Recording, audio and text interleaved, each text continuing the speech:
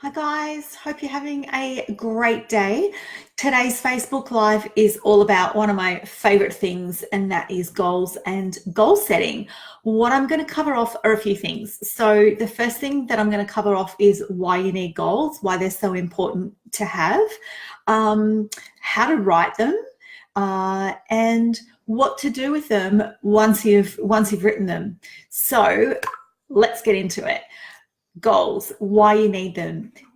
If you don't have goals, rather, say you're wanting to achieve something financially, whether it might be buying your first home, it could be paying credit cards off, it could be saving up for a holiday, it could just be getting an emergency fund in the bank, whatever it is. If you don't write it down and have a goal for it, you won't be able to track your progress. You won't know how you're going, and you certainly won't know once you've got there. So definitely need to write your goals so that you've got something to work towards and so that you can track your progress. In terms of writing them down, and I'll get to how to write them shortly, but in terms of writing them down, I've shared this before.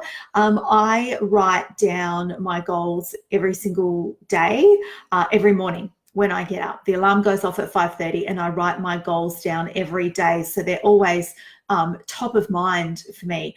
I've got them in a goals book, and there's a plethora of different goal books around, but you can just write them on a notepad or a cheap Kmart book if you want, and they've got some gorgeous books, just saying, but they've got some gorgeous cheap books. You don't have to have an expensive goals book or anything like that, but just writing them down and putting that intention out there by writing them down every day.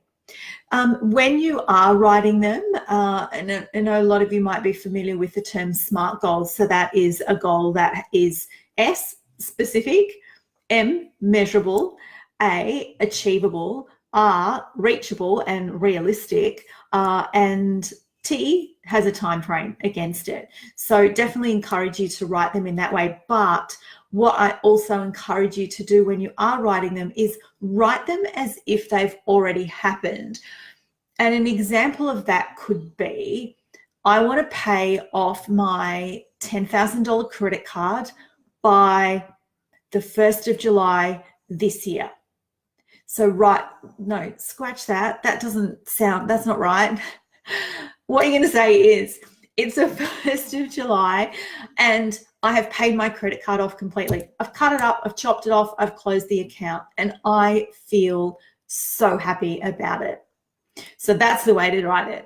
So write it as if it's happened and attach emotion to it. So when that credit card, in that example, when that credit card's paid off, I feel relieved. I feel so happy. I feel so proud of myself, because that emotion that you tie to it is really important as well. So writing them as if they've already happened, and that's a credit card example.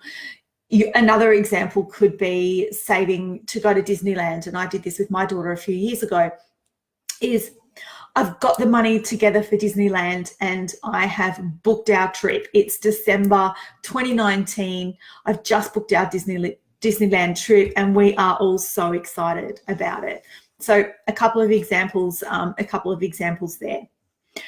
The other thing that you should do is, aside from writing them down every morning, just to keep them front and center, if you like, is I sit down probably a couple of times a year and just look at overall at my goals, because I've got short-term goals. Like I said, the Disneyland example, for those of you who've seen my other videos, we're going to Bali soon. So I've got my short-term goals, and I've got more longer-term goals. So what I do, aside from writing down all my goals each morning, is I've got a book for all of my longer-term goals.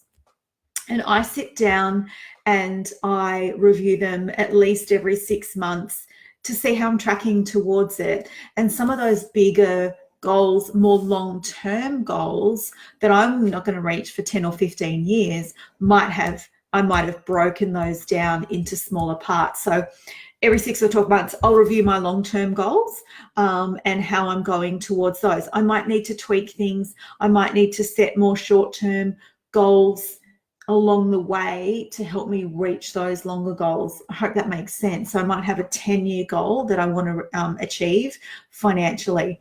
I might need to break that down into yearly goals for me to achieve that.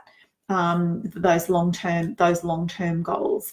So depending on how far in the future your goals are will determine whether or not you need to kind of chunk it down, if you like. So again, just when you're writing them, write them as if they've already been achieved and write them with emotion attached to them. Keep them with you. I know I've mentioned this before. I was once told that Richard Branson has his goals written down on a piece of paper and he carries them with him wherever he goes. So that's another one as well. You can use your phone. There's apps, even just the Notes app in your phone or Evernote, which I'm obsessed with. You could do it in there. So it doesn't have to be on paper. You could do it in your phone, or like I said, Richard Branson on a piece of paper, and he carries it with him everywhere.